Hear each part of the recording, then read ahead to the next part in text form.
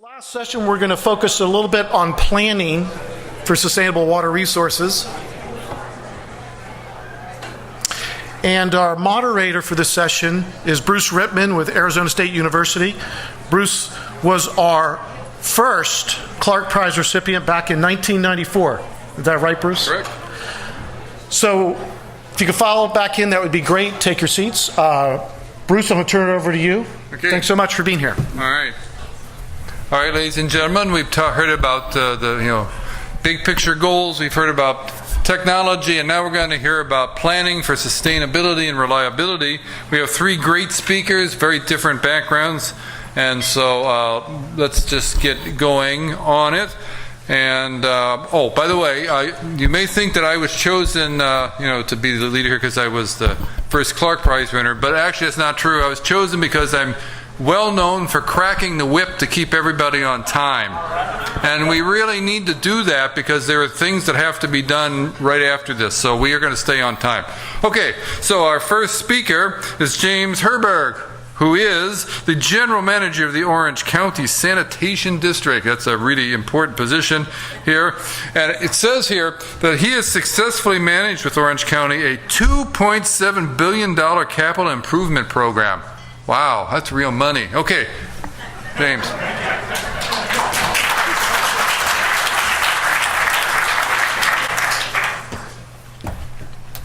Thank you, and I will try to stay on schedule, Dr. Rittmann, and make sure we stay on track. It's really an honor to be here. Being the sanitation guy or the wastewater guy at a water conference, I'll probably give a little bit different perspective on sustainability and how we look at water resources. In fact, I thought about how to do this presentation without using the word wastewater, because after all, we don't have wastewater plants anymore. They're water resource recovery facilities. But so I think the title of my talk really was Innovative and Sustainable Wastewater Projects. I'll try to take that out. And I'll try to focus on the outcomes or the outputs of our facilities and how those outputs or products support sustainability. So, like every agency, we have a mission statement, and I think our mission statement supports sustainability. The last word is recycling. We protect public health and the environment by providing effective wastewater collection, treatment, and recycling. And I think that's a very good statement, although it does have the word wastewater in it. We'll look at our vision statement, which goes into a little more detail about the future state that the agency wants to be in. The second bullet down, we talk about protecting public health and the environment, utilizing all practical and effective means for wastewater, energy, and solids resource recovery. And I think that bullet really supports sustainability and is really all about the future of Orange County Sanitation District and where we want to head. And I think, to use Dr. Sedlak's model, we are trying to be Water 4.0. For those of you that aren't from the area or might be unfamiliar with the Sanitation District, we have a 471 square mile service area in northern and central Orange County, encompassing 21 cities and 3 special districts, sanitary districts and a water district that provide local sewer service. We have 15 pumping facilities, which, considering the size of our service area, is not a large number of pumping stations. Generally, it's a gravity system. And 2 large treatment plants. And those two large water resource recovery facilities are 100 acres in size each and currently treat a little over 100 million gallons a day. So they're large. It's a large centralized system.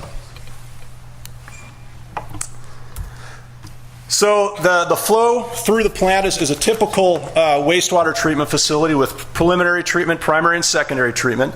Prior to 2012, the Sanitation District actually operated under a waiver from full secondary treatment, and we actually had some primary effluent going out to the ocean. We're now at full secondary treatment, and the arrow going out that says reclaim effluent, that would be the groundwater replenishment system. So our effluent is sent much of it to the Orange County Water District for recycling, and then the remainder to the ocean for disposal. We look at the solids portion of it. We use thermophilic digestion. We generate biogas. which is burned in generators to produce waste heat and electrical power. About 2/3 of the power that we use for our treatment process is generated on site from our biogas. Going the other direction, we dewater our biosolids into cake, and it is used beneficially. 100% of it is reused, either land applied to farmland for non-human food crops, or it's composted where it can be used in many different ways as a soil amendment. So those are our three products: clean water, energy, and biosolids products.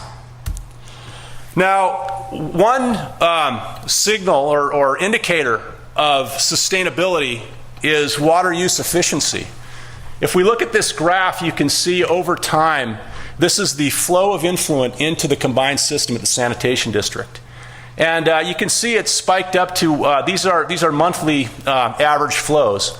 And you can see it was started in 1994 around 230 million gallons a day. It spiked up to 240, got up around 255 in 1998, then dropped down and came back up and dropped down. Those peaks coincide with El Nino years, and that's when we get a lot of rainfall in Southern California. The dips are dry years or droughts.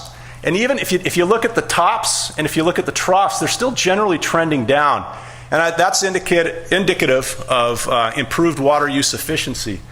The population has gone up during this whole period, but we're using less water. And I think that was the case also for the city of LA. But you'll see what happened here around 2007, 2008. It's just a huge drop. And now it's kind of leveled off. And I don't think that water efficiency can account for that. Obviously, there was a downturn in the economy that had an impact on water use and the amount of flow that we see.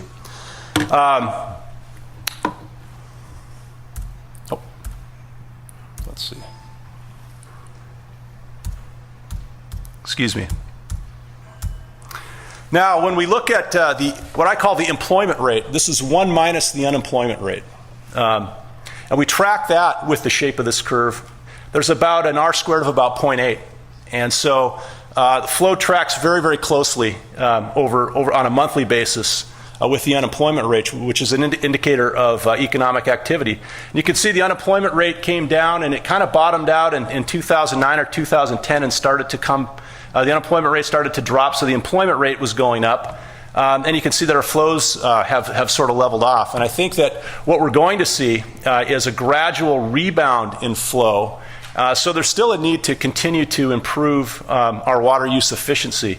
But we'll never see the flow come back to where it was in 1998, 99. And for a large area like us, for us to say that we're really not ever planning, we may have seen the highest flow we're ever going to see for influent.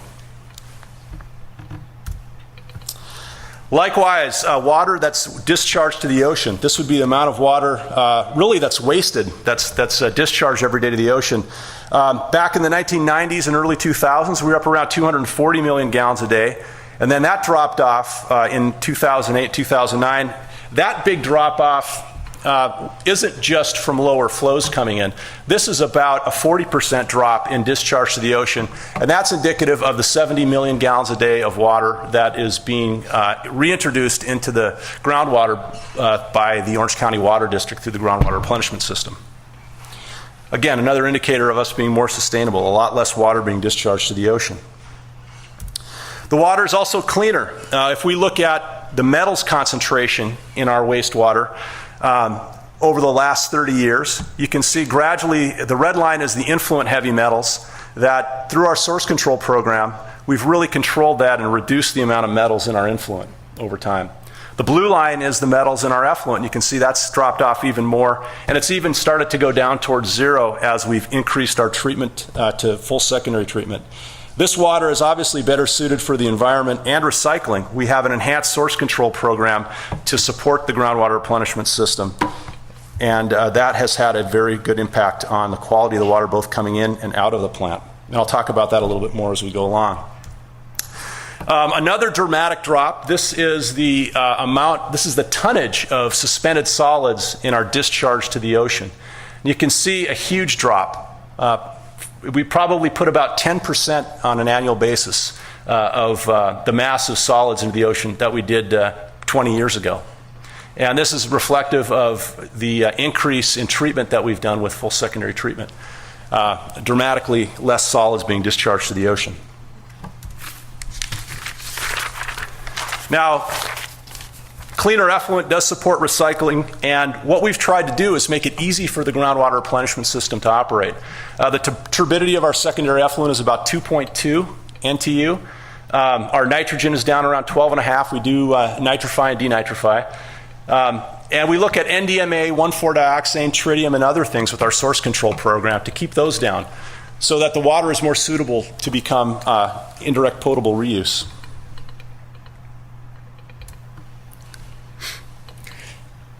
Now, this is the water produced by the groundwater replenishment system in MGD.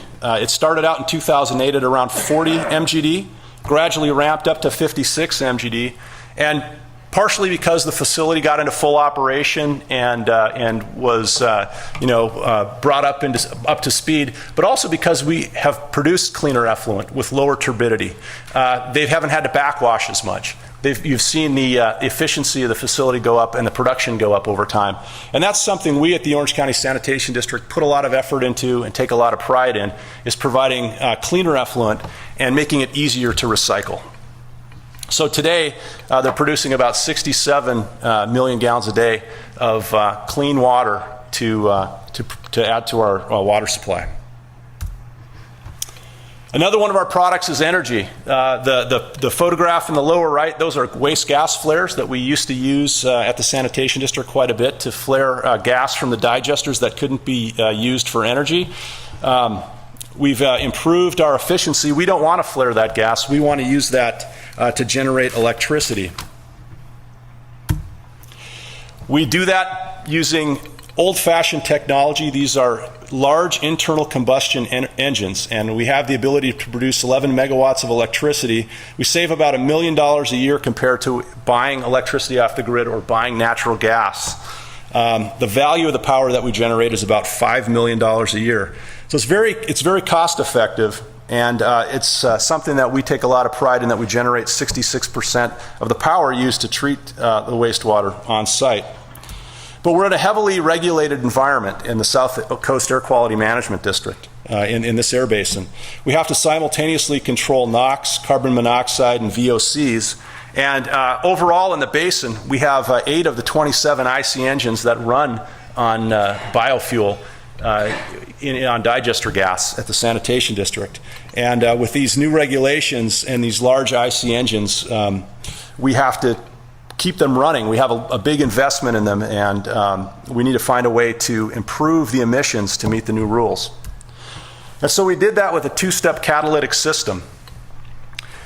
We clean the gas to remove siloxanes and H2S and prevent fouling of the catalyst, and that's this tank. All of our digester gas goes through that carbon filter. And then the exhaust from the engines goes through a 2-step catalyst to remove carbon monoxide and VOCs.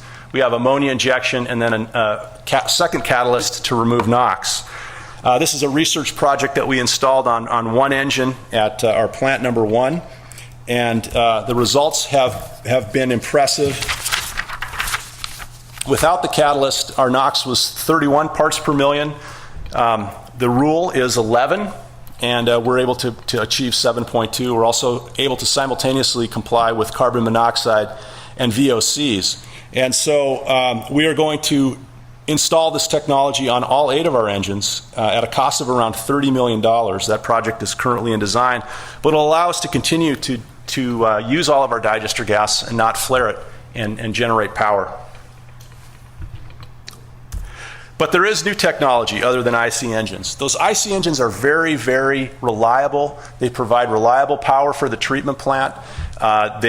We know about the maintenance. They're easy to operate and maintain. But there is better technology out there. And fuel cells are something that have been used in wastewater plants. The facility that we have, we call it Trigen because it generates power from the digester gas. It generates heat, and it also generates hydrogen that we use to fuel vehicles. And so this is the first facility in the country that is fueling vehicles. We have a fuel station at the entrance to the treatment plant for hydrogen vehicles, and they're being fueled by biogas. And that was a partnership with The U.S. Department of Energy provided grant funding, and so did AQMD. Air Products Corporation, they're provided the engineering and operation.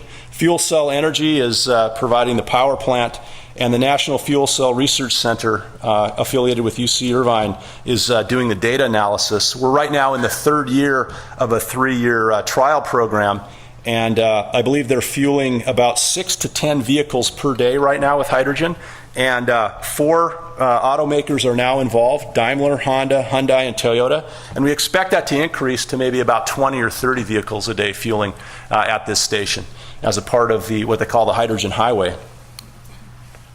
So this is an innovative technology, and we're so large and we need to be reliable, we couldn't just take our engines out and replace them with fuel cells, but it's something we're doing on the side to demonstrate that this technology is viable. And over time, as we look at one day possibly retiring our engines, maybe this is a model that we can continue with. Our third product is biosolids. We have a goal to recycle and reuse all of our biosolids. Our policy is to have multiple options so that all of our biosolids aren't in any one market. So we're not putting all of it into land application or all of it into composting or all of it into energy, but rather have a balanced program. And our trend for biosolids production, while the amount of water coming into our plants has dropped, as we showed in that earlier graph, the amount of biosolids we generate has gone up. The concentration of solids coming into the plant has continued to rise, and with increased secondary treatment, we've also generated more biosolids. But we show a drop coming up in the next couple of years because we're implementing new technology for biosolids dewatering. We currently use bell presses, and we're going to go to centrifuges. So the weight, the tonnage that we have to deal with is going to drop significantly. Also, the Irvine Ranch Water District is starting up their own facility, and we'll no longer be processing their biosolids. So that tonnage will come out of our system as well. So we see a significant drop in the tons that we have to manage in the future. And we want to continue that. We want to look at ways to make more gas and have less tons of biosolids to manage. So one of the technologies that we've researched is called OpenCell, and we're currently testing this technology to break open waste-activated sludge cells before digestion using electrical pulses, like a high-voltage electromagnetic pulse. The idea is to burst the cells open so that they digest more readily and we get more gas and have less biosolids to manage at the end of the day. It's currently installed, and we're running it at a demonstration phase, a demonstration scale, and we hope to see results from that in the coming months. We're also looking at anaerobic co-digestion of food waste. Again, this is something that's being done full scale at East Bay Mud. We heard about that example today where they are 100% or nearly 100% self-sustaining with power. Our pilot testing showed what we expected, that we got better gas production and better dewaterability, and that there was a synergistic effect. So when you add food waste directly to the digester, not only does the food waste digest better, but it accelerates the digestion of the sludge from the wastewater plant. Now, we are members of the International Technical Advisory Group, or ITAG, and this is run by a company called Isle Utilities from England. And we're partners with about 8 other wastewater agencies looking at new technologies. And we have a quarterly meeting at the Sanitation District where new technologies are rolled out to us that have been pre-vetted. They've looked at them to see if they're possibly viable. They make presentations to us on a quarterly basis to see what technologies are out there that might be applicable and show advantage to us. And we've looked at a number of things, and I'll talk about a couple of those that we plan on researching on site or that we're looking into in more detail. One of them is a process called Aquacritics. Now, talking about biosolids, this is a project that, if it worked, would kind of eliminate the need for digestion, digester gas management, solids handling, and all those things downstream. But we're a large facility. We have to be reliable. We can't just make a commitment now and get rid of all of our digesters. We have to test these things, and we have to plan and be testing what do we want to be doing in 15 to 20 years from now. And what this technology does is, at high pressure in an Inconel tube, biosolids or raw sludge is oxidized with liquid oxygen. And you wind up with a 97% reduction in sludge volume and a lot of heat energy and steam that you can recover to generate power. And you wind up with carbon dioxide, silica, phosphorus, and iron at the end.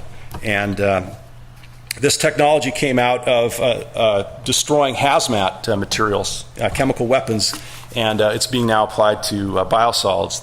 This is something we're looking at in paper right now, but it shows promise, and we may want to do a pilot test of this on site. Another thing that's important with a wastewater agency is odor control. This is a technology called the eNose. It's a sensor that we correlate with odor panels where people, do odor tests of chemicals. There's 16 families of chemicals and chemical analysis that are correlated with this.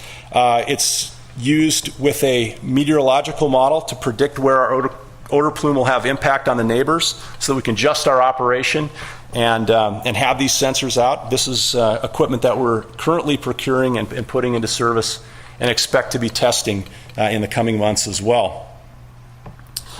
With that, I'll take any questions you might have about our technologies and sustainability. Thank you.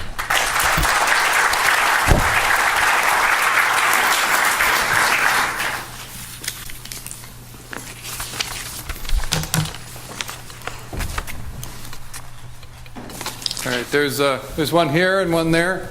We have time for 2 or 3. Well, it looks like the winner is Phil. All right, we'll be over here for the next one. This reduction in inflow to the plant with unemployment is kind of interesting. Have other utilities seen the same kinds of observations? I think that correlation you found your show is very interesting. Have you looked at other facilities? I know that most of the agencies around have seen a similar percentage reduction in their flow. For us, it's about 15 to 20% reduction in flow compared to the early 90s. I don't know if they've run their unemployment rate against it like we did, but I would expect them to see a similar type of trend. Right in the center here.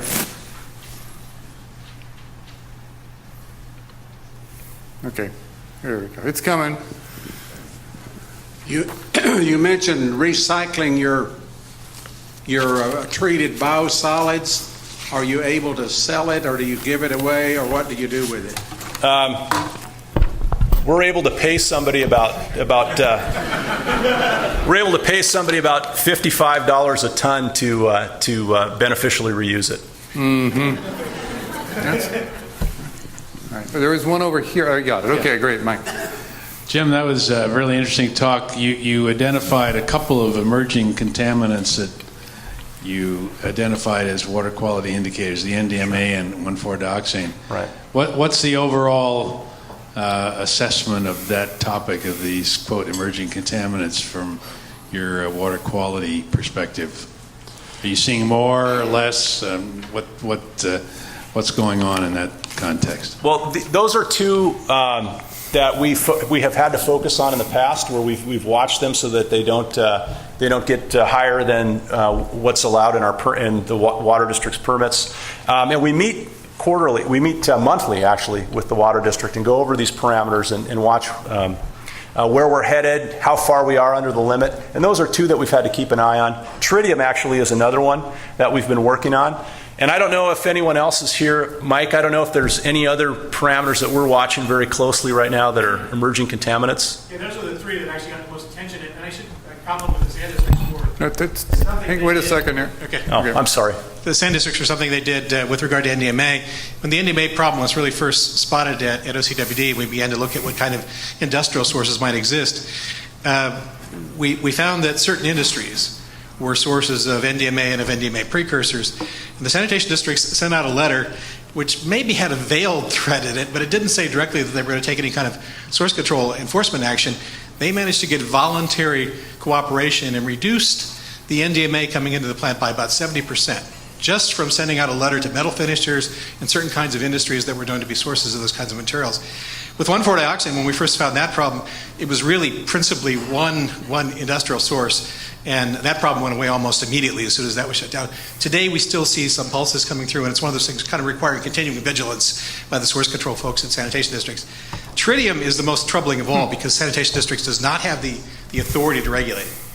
The authority really rests with rules that were written by the Atomic Energy Commission back in the 1950s and 60s.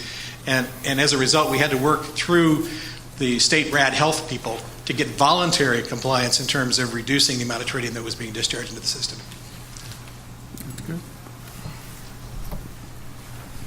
All right, I see no more questions, so thank you, James.